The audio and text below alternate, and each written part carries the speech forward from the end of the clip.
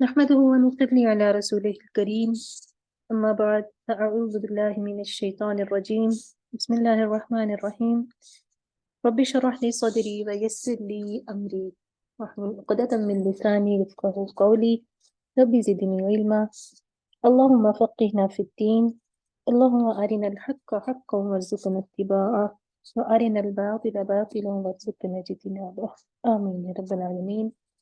اتباع سنہ کے سلسلے میں آج ہماری کلاس نمبر 4 ہے، اور کل کی کلاس میں ہم نے تعریف سنتی پڑھی تھی، اور آج کا ہمارا جو ٹاپک ہے یہ ہے السنت فی ضوء القرآن، یعنی کہ سنت قرآن پاک کی روشنی میں۔ اور آج ہم قرآن سے دلائل دیکھیں گے کہ قرآن سنت کے بارے میں ہمیں کیا کہتا ہے۔ یہ ٹاپک آپ کا تھوڑا سا لمبا ہے، تو اس کو ہم 2 دن میں انشاءاللہ کور کریں گے، اور آپ کی کل بھی میرے ساتھ ہی کلاس ہوگی تاکہ ہم یہ ٹاپک کمپلیٹ کر لیں، ورنہ پھر 1 ہفتے کا گیپ آ جائے گا۔ تو آپ کے سامنے مسئلہ نمبر 8، دین کے معاملے میں رسول اللہ صلی اللہ علیہ وآلہ وسلم کے حکم کی اطاعت کرنا فرض ہے۔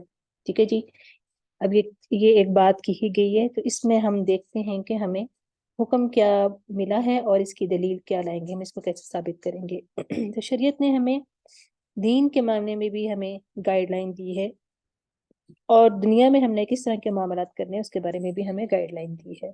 ٹھیک ہے جی، دنیا کہتی ہے کہ کھانا کھاؤ، اس کے بغیر ہم زندہ نہیں رہ سکتے، لیکن دین ہمیں یہ بھی بتاتا ہے کہ کھانا کھاؤ تو پہلی بات کیا ذہن میں رکھو کہ وہ حلال ہے، حلال ہونا چاہیے، حرام نہ ہو۔ اور اسی طرح لباس کے بارے میں بھی مسلمان آزاد ہے کہ جو پہننا ہے وہ پہنے، ایسا لباس پہنے کہ جو غیر مسلموں کا کوئی مذہبی لباس نہ ہو۔ اسی طرح مرد اور عورت دونوں ایک دوسرے کا لباس مت پہنے جس سے جسم کے خد و خال نمایاں ہوں، تو مرد عورتوں کا نہ پہنے اور عورتیں مردوں کا نہ پہنے، یعنی کہ چند چیزیں ہمیں دین جو ہے وہ گائیڈ کر دیتا ہے، اور اس طرح سے ہمیں وہ آزاد چھوڑ دیتا ہے، تھوڑی سی گائیڈ لائن دے دیتا ہے۔ تو نبی صلی اللہ علیہ وآلہ وسلم نے بھی دین کے معاملے میں ہمیں واضح گائیڈ لائن دی ہے، کیونکہ بہت سے لوگ یہ کہتے سنائی دیتے ہیں کہ قرآن تو ٹھیک ہے لیکن حدیث یا سنت کی کیا ضرورت ہے، کوئی ضروری تو نہیں ہے۔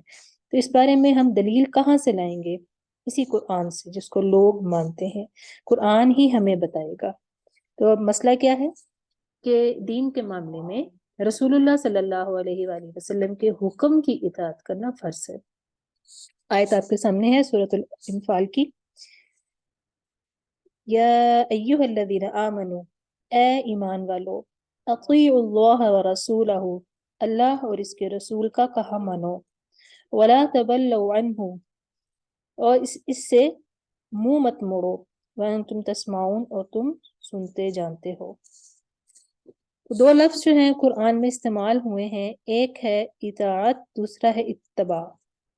ان میں بھی تھوڑا سا فرق ہے۔ اطاعت کہتے ہیں نبی علیہ السلام بحیثیت رسول ہمیں کوئی حکم دیں تو ہم اس کو فالو کریں کہ یہ کرو یہ نہ کرو، اس کو کہتے ہیں اطاعت۔ اور جو اتباع ہوتی ہے وہ اطاعت پلس آپ صلی اللہ علیہ وآلہ وسلم کے وہ کام اور وہ افعال جو آپ صلی اللہ علیہ وآلہ وسلم کو پسندیدہ تھے، ان کو بھی ہم مسلمان اگر فالو کریں تو یہ نام ہے اتباع کا۔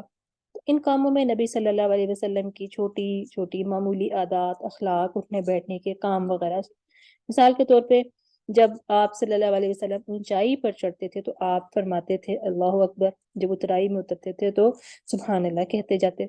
اسی طرح جب سیدھی زمین پر، فلیٹ زمین پر چلتے تو آپ کی چال میں عاجزی ہوتی تھی، اکڑ کے نہیں چلتے تھے۔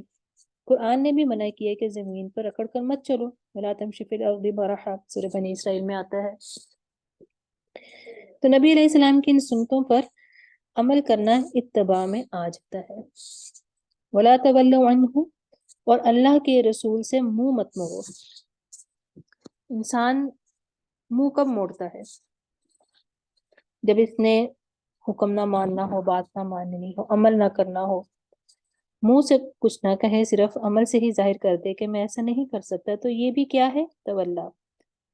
تولا کا مطلب منہ موڑنا، ولا تولوا عنہ وانتم تسمعون، اس حال میں کہ تم نبی کی بات سن رہے ہو۔ جب اللہ کے رسول کوئی بات کر رہے ہوں تو ایک تو وہ غور سے سنو، اور غور سے سننے کے بعد پھر اس سے منہ مت موڑو، اس پہ عمل کرو۔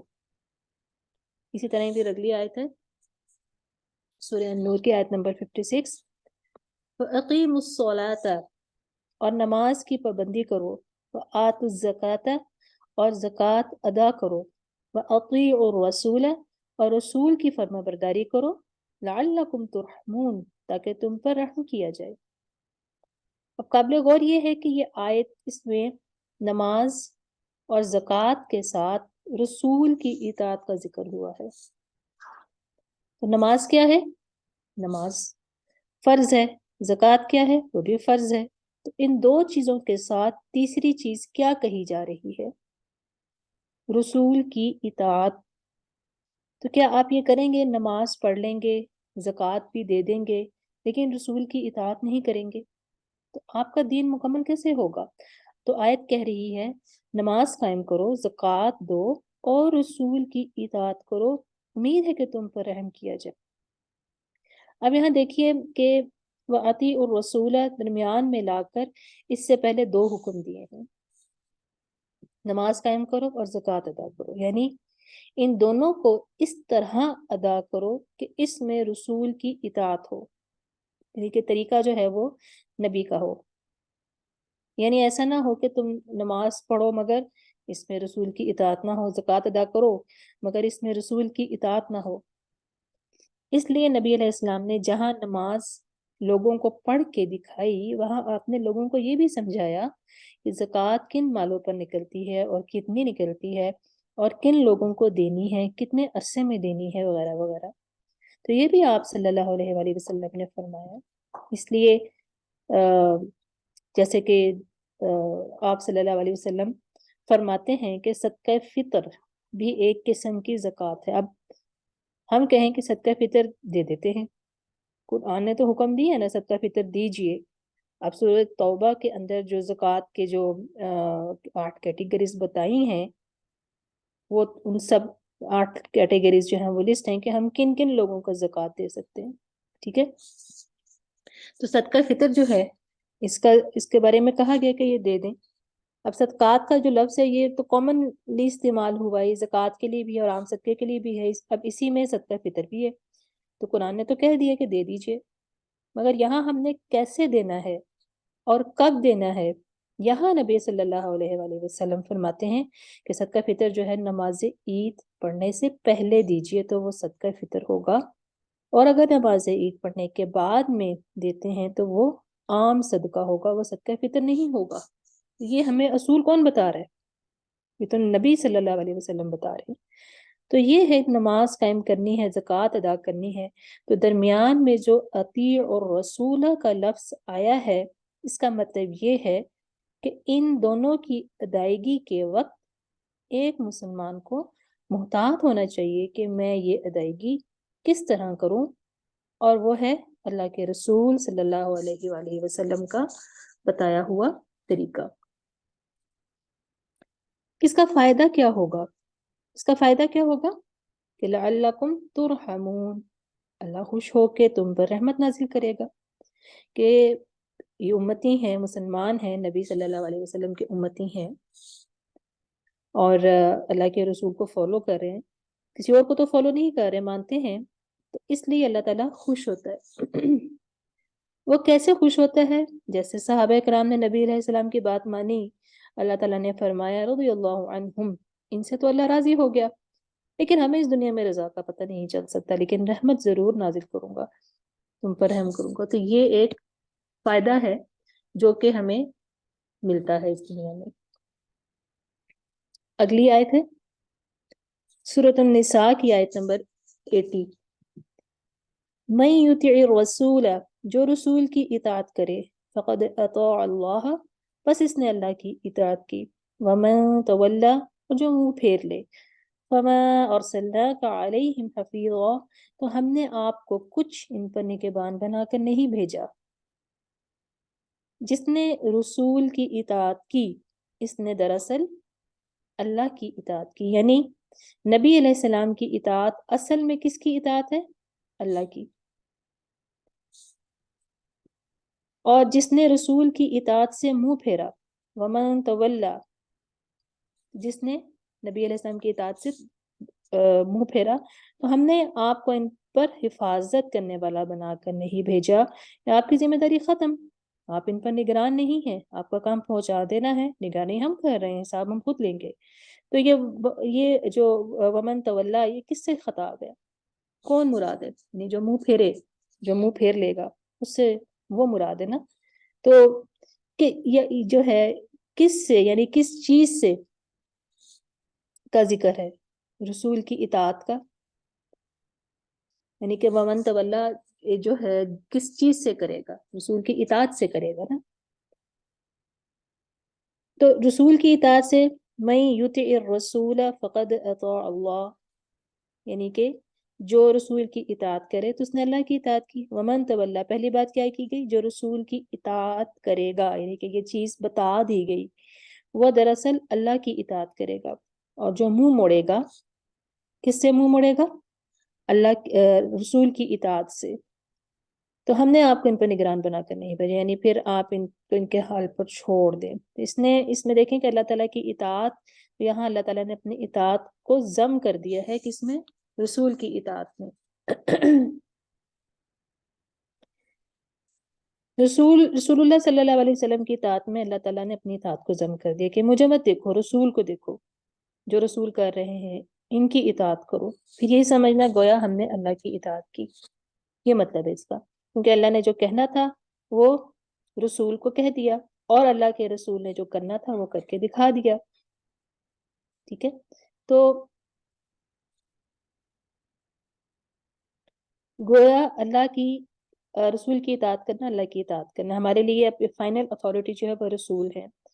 ہم نے اللہ کے رسول کو ہر معاملے میں دیکھنا ہے، قرآن کو سمجھنا ہے تو رسول کے ذریعے سے سمجھنا ہے، اسی طرح اللہ کے رسول کو سمجھنا ہے یا دین کو سمجھنا ہے تو وہ بھی اللہ کے رسول کے ذریعے سے ہی سمجھنا ہے، اور اگر دین کی کسی بات پر عمل کرنا ہے تو وہ بھی رسول اللہ کے ذریعے سے ہی اس عمل کو دیکھنا ہے، تب وہ کرنا ہے۔ تو یہاں یہ بات فرمائی من یطع الرسول فقد اطاع اللہ، ومن تولا، جو منہ موڑتا ہے یعنی نہیں مانتا اللہ کے رسول، فما ارسلناک علیہم حفیظا، تو ہم نے آپ کو ان پر نگران بنا کر نہیں بھیجا، آپ کو تو ایک مبلغ بنا کے بھیجا ہے، معلم بنا کے بھیجا ہے۔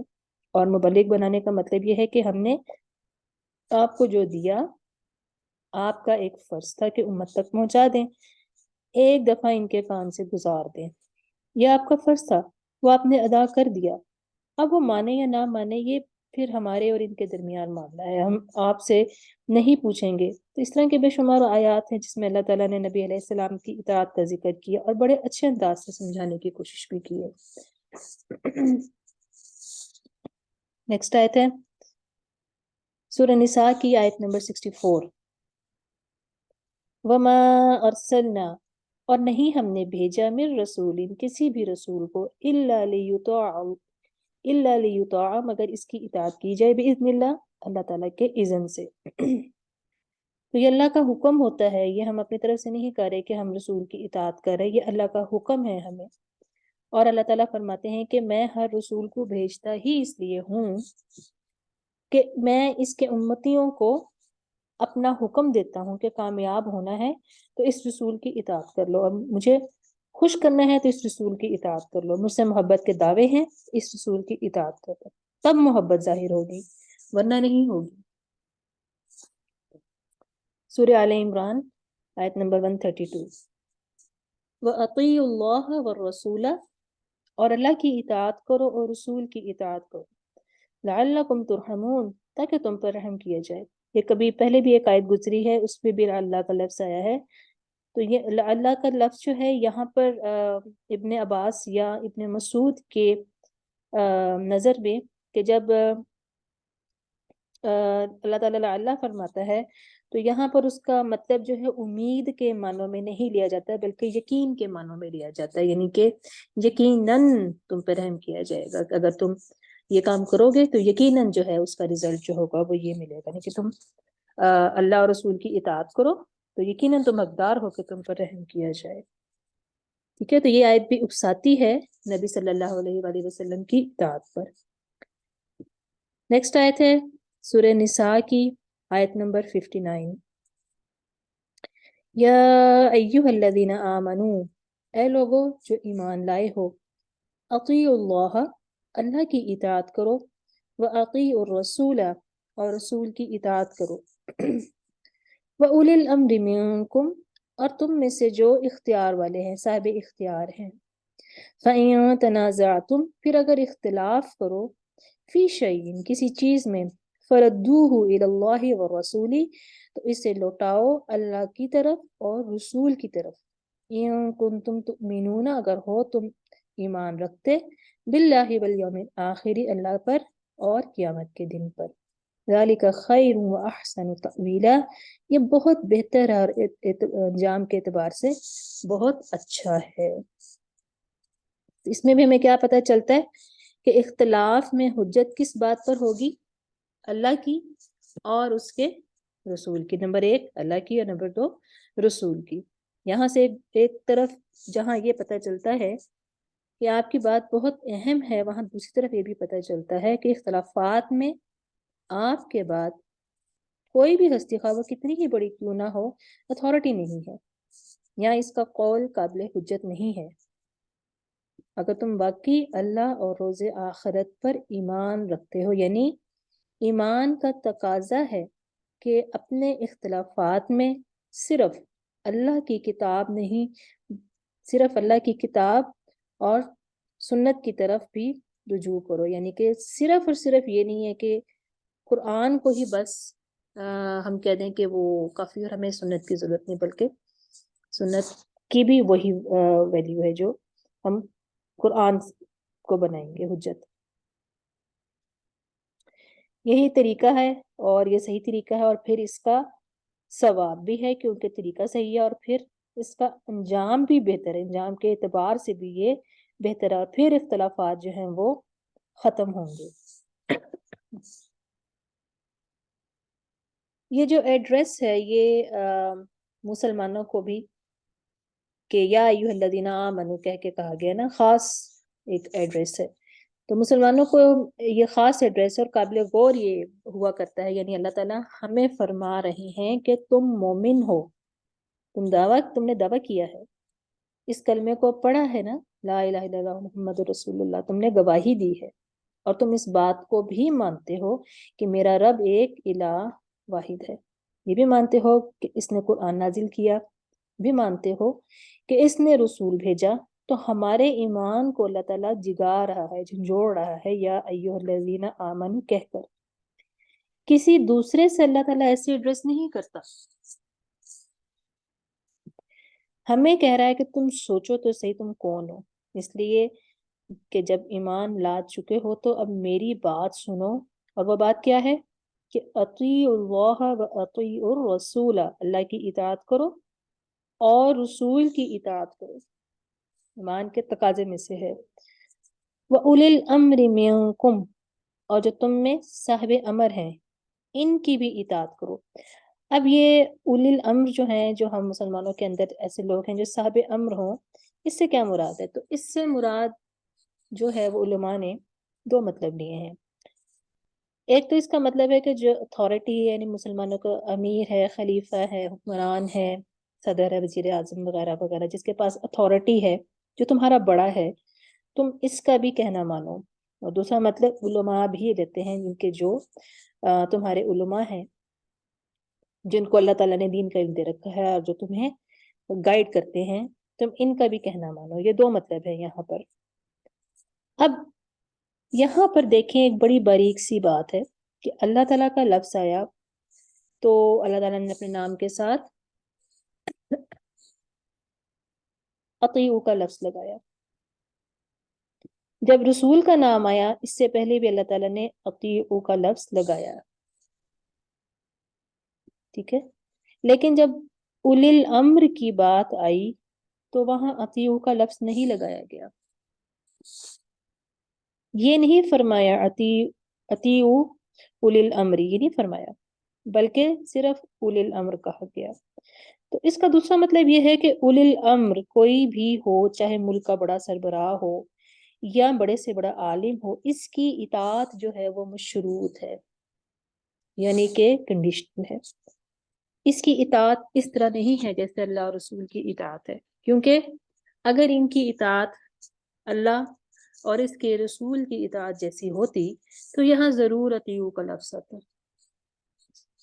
تو دوسرا مطلب یہ ہے کہ یہ علماء ہوں یا عمراء ہوں، یہ جب تمہیں ایسا حکم دیں جو اللہ اور اس کے رسول کے کہے کے مطابق ہے تو تب تم ان کی اطاعت کرو، اور اگر ان کے کہے کے مطابق نہیں تو پھر ان کی اطاعت لازمی نہیں. کیونکہ جیسا کہ ایک حدیث میں آتا ہے، مشکات کی حدیث ہے نا، لا طاعت لمخلوق فی معصیت الخالق، کہ خالق کی نافرمانی میں کسی مخلوق کی اطاعت نہیں. اسی طرح بخاری میں بھی چند الفاظ کی تبدیلی سے آتا ہے کہ لا طاعت فی معصیت اللہ انما الطاعت فی المعروف، کہ خالق کی، اللہ کی نافرمانی میں کسی کی اطاعت نہیں ہے، تو اطاعت جو ہے وہ صرف معروف میں ہے، ان کے جو صحیح چیز ہے اس میں ہے.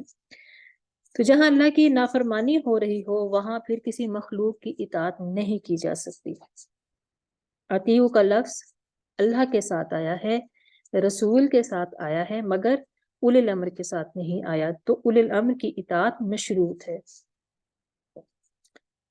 اللہ کی اطاعت یا رسول کی اطاعت غیر مشروط ہوا کرتی ہے، وہاں کوئی کنڈیشن نہیں ہے. مسلمان کو اس بات کی اجازت ہی نہیں دی کہ تم اللہ یا رسول کی اطاعت کو کنڈیشنل بناؤ، اس لیے کہ وہاں اگر تھوڑا سا بھی ہم نے کچھ آگے پیچھے کیا تو ہمارا ایمان جو ہے وہ خطرے میں پڑ جاتا ہے، ایمان رہتا ہی نہیں. لیکن جو دوسرے ہیں، دوسروں کی اطاعت ہے، وہ کنڈیشنل ہے. وہ کس طرح؟ کہ اگر وہ اللہ اور اس کے رسول کے مطابق حکم دیں تو اس کی مانیے ورنہ نہیں. تھوڑی سی سخت بات ہے، آپ دیکھیں کہ بہت سے ایسے مسائل پڑیں گی کہ جس طرح حدیث میں کہ کس طرح صحابہ کرام نبی صلی اللہ علیہ وسلم نے کہ ایک دفعہ کا کوئی واقعہ ہے کہ کوئی امیر اگر کوئی غلط کوئی حکم دے دے اور مسلمان یہ سوچ کے یہ میرا عالم ہے یا میرا بڑا ہے اور میں اس کا کہنا مان لوں، تو اللہ کے رسول نے فرمایا کہ اگر تم ایسا کرتے کہ تم دوزخ میں ہمیشہ رہتے. کیونکہ ایک دفعہ کا واقعہ کہ کسی امیر نے ایسے مذاق میں کہہ دیا تھا کہ میں تمہارا امیر ہوں، اللہ کے رسول نے مجھے تمہارا امیر بنایا، تو اب میں تمہیں یہ حکم دیتا ہوں کہ لکڑیاں اکٹھی کرو اور آگ جلاؤ. تو سب نے اکٹھی کی اور آگ جلا دی. تو پھر اس نے کہا کہ میرا کہنا ماننا تم پر فرض ہے، تم اس آگ میں کود جاؤ. تو کچھ لوگ جو تھے وہ تیار ہو گئے اور کچھ نے کہا کہ نہیں ہم یہ کام نہیں کریں گے. تو جو تیار ہوئے تھے جب وہ یہ کرنے لگے، کودنے لگے آگ میں، تو پھر ان کو روک دیا گیا. تو اس کے بعد جب وہ نبی صلی اللہ علیہ وآلہ وسلم کے پاس تشریف لے گئے تو صحابہ کرام میں سے کسی نے ایسے ہی ذکر کر دیا کہ اللہ کے رسول، یہ جو امیر صاحب جو تھے انہوں نے ہمیں یہ لفظ کہے اور ہم تو تیار ہو گئے تھے اور کچھ لوگ تیار نہیں ہوئے. تو آپ صلی اللہ علیہ وآلہ وسلم نے فرمایا کہ اگر وہ جو لوگ تیار ہو گئے تھے اگر وہ کود جاتے آگ میں تو وہ ہمیشہ آگ میں ہی رہتے. تو پھر آپ صلی اللہ علیہ وسلم نے فرمایا کہ دیکھو، امیر کی اطاعت اس صورت میں کی جاتی ہے جب وہ شریعت کے حکم کے مطابق حکم دے، اور اگر شریعت کے مطابق وہ حکم نہ دے تو اس کی اطاعت لازمی نہیں ہے، بالکل نہیں کرنی. یہ آپ کی تعلیم ہے. تو اس چیز کو ہم نے ذہن میں رکھنا ہے. بعض لوگ یہ کہتے ہیں اولی الامر سے مراد علماء ہے، تو بس علماء نے جو کہہ دیا، اپنے اپنے عالم ہوتے ہیں تو بس کہہ دیا تو جی بس مان لیجئے. یہ ضروری ہے کہ ہمیں اگر کسی کی بات ماننی ہے تو ٹھوس بنیادوں پر شریعت کے مطابق، اللہ کے رسول کے کہے کے مطابق ہو. کیونکہ عام پبلک عام طور پر بہت زیادہ علم نہیں رکھتی اور وہ بہت زیادہ ٹھوس دلائل جو ہیں وہ بھی ان سے ان کی واقفیت نہیں ہوتی، اور لوگوں کو ان دلائل سے واقف کرایا بھی نہیں جاتا اور لوگوں کو مجبور کیا جاتا ہے کہ ذہنوں کو جو ہے وہ ایک عالم کے گرد یا ایک ہی کوئی بھی عالم جو ہے وہ اپنے آپ کو اتنا بڑا ظاہر کر دیتا ہے تو وہ ان کے ہی گرد وہ گھومتے ہیں اور اس سے آگے پیچھے نہیں دیکھتے. تو قرآن جو ہے وہ ویسے بھی قرآن کو پڑھا جائے تو وہ ذہن کو کھولتا ہے. وہ غلامی کی زنجیریں جو ہے یہ قرآن کی خوبی ہے کہ ایک عام انسان بھی اس کو عام سادے سے ترجمے سے بھی اگر پڑھ لے تو اس کی ذہن کی جو ہے وہ زنجیریں جو ہیں وہ بہت حد تک کھل جاتی ہیں. تو پھر آگے فرمایا ہے کہ فَإِن تَنَازَعْتُمْ فِي شَيْءٍ، اگر تمہارے درمیان کوئی اختلاف ہو جائے، یعنی تمہارے آپس میں کوئی جھگڑا ہو جائے، کوئی نزاع ہو جائے، تو پھر کیا کرو؟ فَرُدُّوهُ إِلَى اللَّهِ وَرَسُولِهِ، تو اسے اللہ اور اس کے رسول کی طرف لوٹا کے لے جاؤ. تو ہمارے درمیان اختلاف ہو سکتا ہے، چھوٹی چھوٹی باتوں پہ بھی ہو سکتا ہے، خاندانوں میں ہو جاتا ہے، بھائی بھائی میں ہو جاتا ہے، لیکن جب دین کا معاملہ ہو یا کوئی دنیا کا معاملہ ہو تو اس کا حل شریعت کے پاس ہے. تو تمام مسلمانوں کو یہ کہا ہے کہ تم پھر اپنے اختلافات کو کدھر لے کے جاؤ؟ اللہ اور اس کے رسول کی طرف. آپ کے پاس کیسے لے کے جائیں گے؟ وہ اس طرح کہ اس کا حل قرآن میں موجود ہے. رسول اللہ صلی اللہ علیہ وسلم تو دنیا میں نہیں ہے، تو آپ دنیا میں جو اپنی تعلیم چھوڑ کے گئے وہ حدیث کی صورت میں ہمارے پاس موجود ہے. تو ہم ان دونوں کی طرف لے کر جائیں گے اور ان سے حل پوچھیں گے.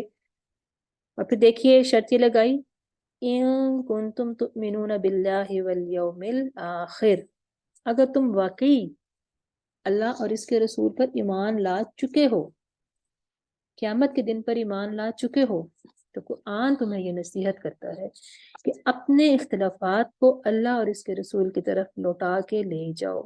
کسی اور تیسرے کی طرف نہیں لے کے جانا، صرف اللہ اور اس کے رسول کی طرف لوٹانا ہے. اس لیے کہ ہمارا ایمان ہے کہ ہماری شریعت مکمل ہے، نامکمل نہیں ہے. کوئی بھی ہمارا اختلاف ہو، اگر ہم شریعت کی طرف لے جائیں تو اس کا حل موجود ہے. وہاں لوگوں کی رائے کا حل نہیں چلے گا بلکہ شریعت کا حل موجود ہے. قیامت کے روز بھی ہم نے رب کے حضور پیش ہونا ہے اور اللہ نے ہم سے پوچھنا ہے تمہارے درمیان اختلاف ہوا تھا جب، تو اس کا حل تم نے کہاں سے تلاش کیا تھا؟ تو یہ سوال ہوگا. تو لہٰذا دنیا میں اپنے اختلافات کو لے جاؤ. پھر کیا؟ فی شیئین کا جو لفظ ہے کہ کوئی بھی شے، کوئی بھی اختلافی شے تمہارے درمیان ہو، شیئین جو نا جس ہم نکرا ہے نا، تو کوئی بھی، ذالک خیر و احسن تأویلا، یہ بہتر راہ ہے، یہ ثواب بھی ملے گا اور پھر یہ راستہ بھی بہتر ہے، اس کا انجام بھی بہتر ہے. کسی تیسرے کی طرف لے جاؤ گے تو اختلاف ہوگا. آج ہم جو مسلمان بٹے ہوئے ہیں اس میں یہی کچھ تو ہو رہا ہے کہ ہم اپنے اختلافات کو بجائے اللہ اور اس کے رسول کی طرف لے جانے کے کس طرف لے جاتے ہیں؟ اپنے اپنے مسلک کی طرف، اپنے بزرگوں کی طرف، اپنے اکابر کی طرف. تو اسی لیے تو پھر اختلافات حل نہیں ہوتے کہ یہ ایک میرا بزرگ ہے تو پھر کوئی آپ کا بھی ہو سکتا ہے. اگر مجھے یہ حق ہے کہ میں اپنے بزرگ کی طرف جاؤں تو آپ کا بھی حق ہے کہ آپ اپنے بزرگ کی طرف جائیں. پھر آپ مجھے منع نہیں کر سکتے، آپ میرے پہ غصہ بھی نہیں ہو سکتے کہ میں کیوں جاتا ہوں وہاں پر. تو اور اس کی وجہ سے کیا ہے کہ پھر میں اپنے لیے تو کچھ چیزیں جائز سمجھ لیتی ہوں اور پھر دوسروں کے لیے اس چیز کو ناجائز سمجھتی ہوں، جس کی وجہ سے اختلافات بڑھتے ہیں. پھر دوسری بات یہ ہے کہ اس اختلاف کو اگر ہم تیسرے کی طرف، اپنے بڑے بزرگوں کی طرف لے جائیں تو پھر کیا ہوگا؟ وہ ایک کہے گا کہ میں اس کو نہیں مانتا، جو دوسرا کہے گا میں دوسرے کو نہیں مانتا. لیکن اس کے باوجود بھی کیا ہوتا ہے؟ ہم پھر بھی مسلمان تو رہتے ہیں نا. لیکن اگر کوئی یہ کہتا ہے کہ میں اللہ اور اس کے رسول کی طرف اپنے اختلافات کو نہیں لے جاتا تو وہ مسلمان نہیں رہتا. یہ بھی یاد رکھیں. یعنی میں اللہ کے رسول کو کہوں کہ بھی میں آپ کو منصف نہیں بناتی، میں اپنے بزرگ کو بناتی ہوں، پھر میں مسلمان نہیں ہوں. اگر کسی بزرگ کو میں ریجیکٹ کر دیتی ہوں کہ میں ان کو نہیں مانتی تو میرے ایمان پہ کوئی فرق نہیں پڑتا، میں پھر بھی مسلمان ہوں. اس لیے کہ وہ رسول نہیں ہے، وہ امت کا ایک فرد ہے، نیک ہے، بزرگ ہے، عالم ہے، کچھ بھی ہے، مگر اس کا وہ مقام نہیں جو اللہ کے رسول کا ہے. اس لیے ہم اپنے اختلافات کو کہاں لے جائیں؟ اللہ اور اس کے رسول کی طرف، جس کا دوسرا مطلب ہے قرآن اور سنت کی طرف. اور یہ بات اللہ تعالیٰ نے فرمائی ہے، ذالک خیرن، یہ بہترین چیز ہے. ٹھیک ہے نا. ہم آج کل بہت زیادہ یہ کہتے ہیں کہ ہماری اکثریت متحد نہیں ہے، مسلمانوں کو میں اتحاد ہونا چاہیے. اختلاف کیوں ہے؟ تو اس کا سوال یہ کہ ہمارے دین میں مسلمان جو ہیں وہ متحد اگر ہم نہیں ہو سکتے، یا ہم صرف لفظ بولتے ہیں کہ ہم سارے مسلمانوں کو متحد ہو جانا چاہیے، ایک جھنڈے کے نیچے جمع ہو جانا چاہیے، کوئی اتحادی کانفرنس کر لیتے ہیں، تو اس کانفرنس میں بھی ہم کیا سارے اکٹھے ہو جاتے ہیں، دل جڑے ہوتے ہیں؟ خانہ کعبہ کے اندر بھی کر لیں تو وہاں پر سارے تو بات کر لیں گے، لیکن باہر آ کے سب کی جو ہے بیانات فرق ہوں گے، سب کے اپنے اپنے جو ہیں وہ مفاد ہوں گے۔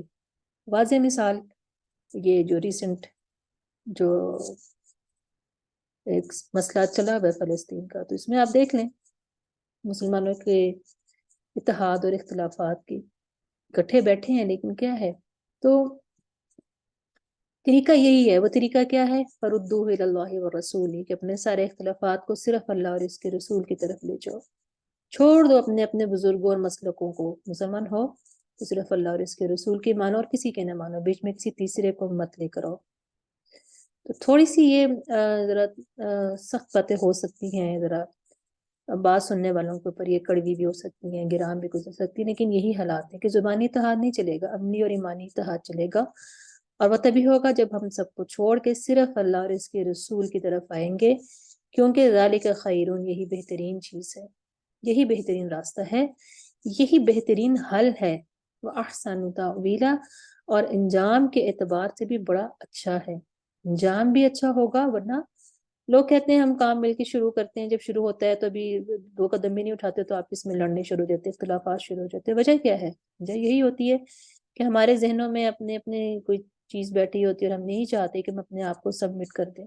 سبمیشن تو اللہ اور اس کے رسول کے اوپر ہی ہوتی ہے، ان کے آگے ہی ہوتی ہے۔ ہم چاہتے ہیں کہ وہاں جو ہے کوئی بھی کام ہو تو ہم چاہتے ہیں کہ ہم اپنی مرضی بھی کریں، تو پھر جب ہم سب اپنے اپنے جھنڈے پکڑ لیتے ہیں تو ٹوٹ پھوٹ کا شکار ہوتا ہے اور برکت ختم ہو جاتی ہے، اور پھر الزامات لگتے ہیں۔ چھوٹی سی چیز مسجد ہی دیکھ لیں، اس میں بھی آپ کو یہ اختلاف نظر آئے گا، تو اس کی صرف اور صرف جو ہے اس کا علاج جو ہے وہ کیا ہے؟ قرآن اور سنت، بس اس کے علاوہ اتحاد نہیں ہو سکتا۔ ٹھیک ہے، ہم یہاں پر بریک لیتے ہیں اور پھر اس کے آگے سے ہم بریک کے بعد پڑھتے ہیں۔ 10 منٹ کی بریک لے لیں، اگر آپ نے نماز نہیں پڑھی تو نماز پڑھ لیں۔